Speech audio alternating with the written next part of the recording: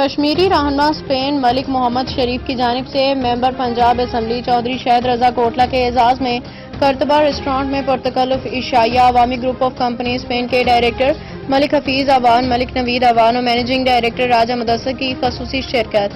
Barcelona سے ممتاز منیر سہوترا کی report. Barcelona ایک مہمان نواز شہر ہے، جہاں مہمان آتے ہیں تو سب پارٹیوں کے قائد کارکن صرف مہمان کے میزبان بن جاتے ہیں۔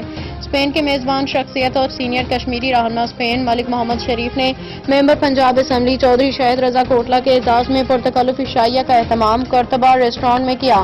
معزز مہمانوں کا گرم جوشی سے پھول پیش کر کے استقبال کیا۔